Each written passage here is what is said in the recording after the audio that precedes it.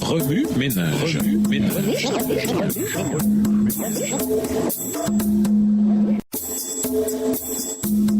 Remue ménage.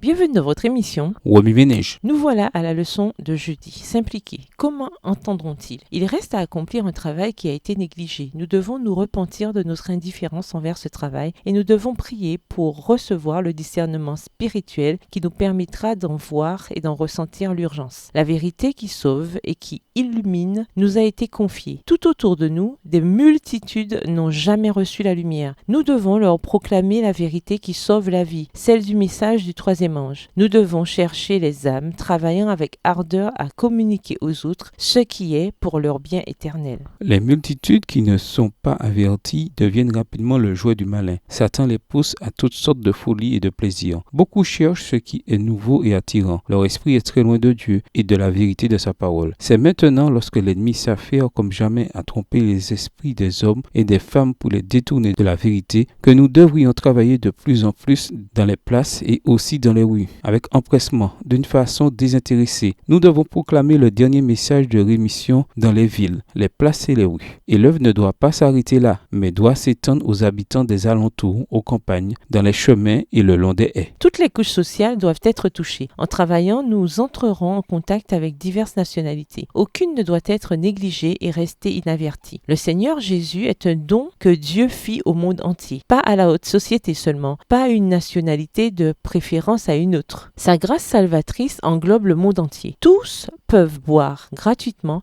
à la source de la vie, car quiconque invoquera le nom du Seigneur sera sauvé. Romains 10, verset 13. Mais il y a une œuvre à accomplir consciencieusement. L'invitation de l'Évangile doit être proclamée en tout lieu, car comment donc invoqueront-ils celui en qui ils n'ont pas cru? Et comment croiront-ils en celui dont ils n'ont pas entendu parler? Et comment en entendront-ils parler s'il n'y a personne qui prêche? Au verset 14. Le Seigneur désire que son peuple se lève et accomplisse la tâche qui lui a été confiée. Ce n'est pas seulement la responsabilité des pasteurs. Les membres laïcs de l'Église doivent partager le fardeau du salut des âmes. Le Seigneur invite maintenant ceux qui ont connaissance de la vérité présente à se réveiller de leur engourdissement et à devenir de véritables missionnaires à son service. Le temps est court et l'œuvre du Seigneur doit être accomplie sans délai. Texte tiré du livre Levez vos yeux en haut du 15 février à la page 52, livre écrit par Ellen G. White. Remue ménage suite à l'étude de Romains, les chapitres 9 à 11. En quoi ces trois chapitres s'appliquent-ils dans votre vie? Quelles en sont les applications sociales? Révisez les versets à mémoriser. En quoi s'appliquent-ils à votre vie cette semaine? Au revoir. Et à demain si Dieu veut.